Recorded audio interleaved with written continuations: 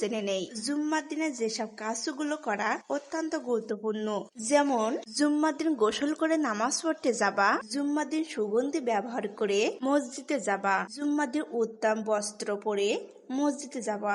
আসসালামু আলাইকুম, কেমন আছেন সবাই? জুম্মার দিন কোন কোন কাজ করা আমাদের জন্য উচিত এবং আরো জানবো কোন কোন ভালো কাজে 10 গুণ সওয়াব পাবো। এসব সম্পর্কে যারা এখনো পর্যন্ত জানেন না, অবশ্যই জেনে নেওয়ার চেষ্টা করবেন। রাসূল সাল্লাল্লাহু আলাইহি ওয়াসাল্লাম বলেছেন, যে ব্যক্তি জুম্মার দিন গোসল করে উত্তম পোশাক পরিধান করবে এবং সুগন্ধি ব্যবহার করবে, যদি তার নিকট থাকে অতঃপর জুম্মার নামাজে আসে এবং অন্য মুসল্লিদের গায়ের উপর দিয়ে টপকে না যায়, নির্ধারিত নামাজ আদায় করে এবং ইমাম খুতবার জন্য বের হওয়ার পর হতে নামাজ সমাপ্তি পর্যন্ত চুপ করে থাকা, যদি কোনো ব্যক্তি এই আমলটি করতে পারে, ওই ব্যক্তি জুম্মা দিন হইতে পরবর্তী জুম্মা পর্যন্ত সমস্ত সগীরা গুনাহের জন্য কাফারা হবে। আবু হুরায়রা রাদিয়াল্লাহু তাআলা আনহু বলেছেন, আরো অতিরিক্ত 3 দিনের সগীরা গুনাহের কাফারা হবে। তিনি আরো বলেছেন, একটি ভালো কাজের পরিবর্তে কমপক্ষে 10 গুণ সওয়াব দান করা হবে।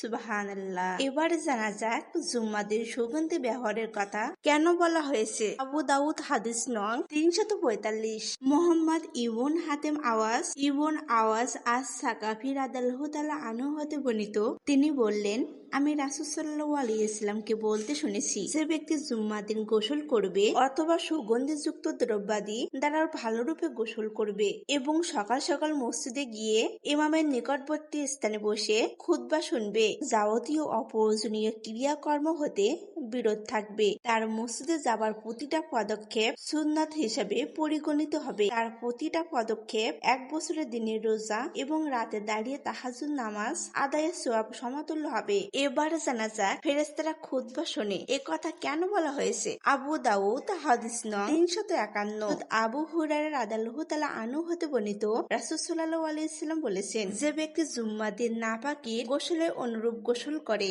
সর্বপ্রথম নামাজের জন্য মসজিদে আসবে, সেই একটি উট সদকা করার সমান সওয়াব পাবে। পরে যে ব্যক্তি আসবে সেই একটি গাভী সদকা করার সমান সওয়াব পাবে। তার পরের ব্যক্তি একটি উত্তম দুম্বা সদকা করার সমান সওয়াব পাবে এবং অবশেষে যে ব্যক্তি আসবে সেই একটি মুরগি সদকা করার সমান সওয়াব পাবে এবং পঞ্চম নম্বরে যে ব্যক্তি আসবে সে একটি ডিম সদকা করার সমান সওয়াব পাবে। অতঃপর ইমাম খুতবার জন্য বের হলে ফেরেশতারা দপ্তর বন্ধ করে মেম্বারের নিকট হয়ে খুতবা শুনে থাকে। আল্লাহ তাআলা আমাদের সকল মুসলিম ভাই বোনদের ইসলামিক সুন্নাত অনুসারে কাজ করা তৌফিক দান করুক, আমিন।